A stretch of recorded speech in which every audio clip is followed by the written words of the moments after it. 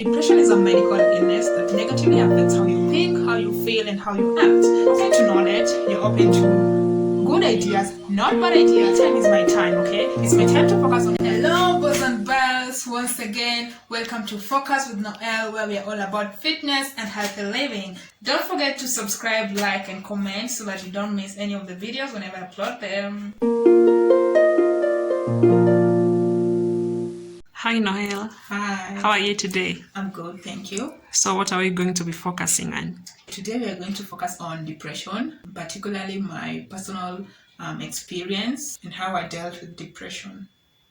Oh my, that's quite a heavy topic for us. I understand a little bit about depression. I know it's a very serious topic and it's often overlooked, especially in our home country.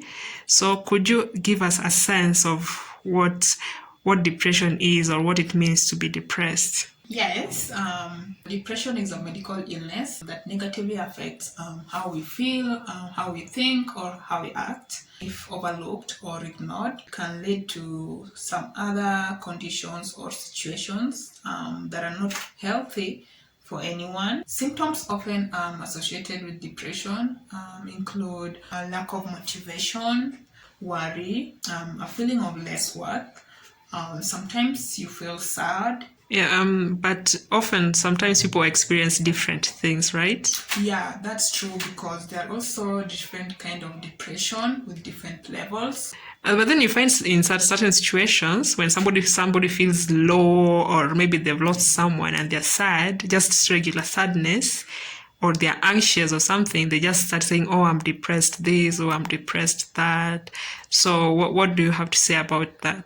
Yeah, sometimes depression is confused with some illnesses or some kind of feelings or moods because they kind of have the same similarities, but there's a difference. For example, there's a very big confusion mostly between depression and anxiety because they have the same symptoms, that is worry, sometimes sadness, and also a feeling, to some extreme cases, a feeling of suicidal thoughts. So you have to be careful if you're feeling sad or worried. To what level are you feeling that, So, in what capacity are you addressing this topic as? Are you a therapist? Are you a certified medical doctor? This is my own personal experience with depression. I'm not a therapist, I'm not a medical doctor, I'm not a psychiatrist. So in case you have any of these symptoms, make sure you seek medical attention from your doctor. You can get self-help. So, could you maybe tell us a little bit about your personal experience with depression? It's a sensitive subject, especially because most people are afraid to talk about their depression. But I'm confident enough to talk about mine because it may help someone who is struggling with the same or something related to that.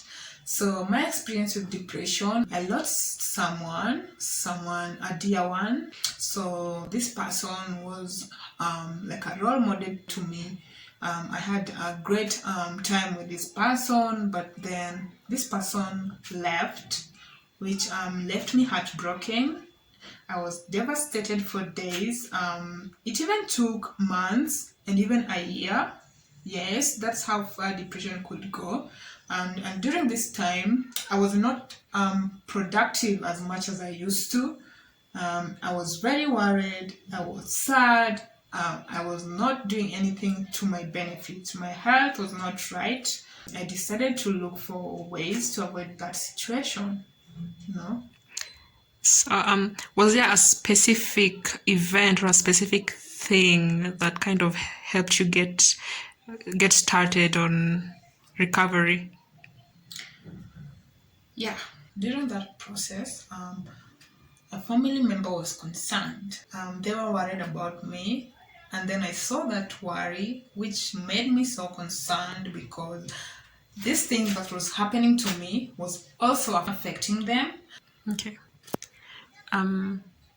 So, what are kind of things that you did that helped you overcome depression?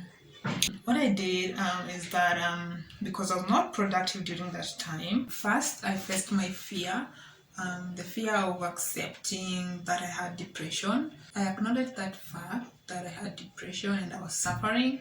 I needed help, and it was good for my restoration.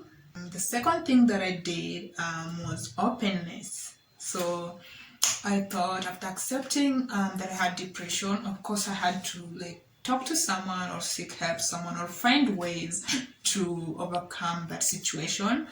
So I was open to new knowledge, to information on how to treat depression or how to overcome it, or self-help groups that may help you overcome that situation. So when you are rigid, kind of, you don't get to know other things that you're supposed to know because you decided to close up yourself. So I opened up. Then the third thing, I decided to have my own time. This is more of like a self-love kind of situation that everyone deserves and need to have. So I decided to have my me time. That's the time when I eat nice food for me. I do workouts for me. I visit friends that make me feel good. I do hobbies and talents that make me feel good and encourage me, like drawing. That time actually drawing helped me a lot. After drawing, it was like a self therapy to me, and I could feel good. I could feel like I've done something, which was a nice thing. Okay, so make sure you find something that makes you feel good when you have depression or anything related to the same. And now, the fourth thing that helped me a lot and could help you too, I decided to start contributing. Funny enough, because I know most people are like, contribution? What's this? I mean, I contribute every day and nothing happens. What do I need to contribute? But anyway, on this level it is something that you do in order to feel like, to feel to feel satisfied, like you feel when you've done something and then you feel good, that feeling that comes along with it. So that's the kind of contribution satisfaction that I'm talking about. It's not just about giving somebody something and assuming you gave that person something. So I did contribute, especially where I was feeling like I could contribute. And this is by helping others, where you can. Again, no, do not do something that you're not comfortable with, because this is like a self-healing process for you. So I gave where I could, and that helped me. It motivated me. It elevated my spirit. I felt good. It's just a rewarding, self-rewarding thing that you need to try when you can. Okay. The fifth and the last thing that I did, which is also a game changer to overcome my depression, was talking to someone. So you have to take a step. You just have to do it.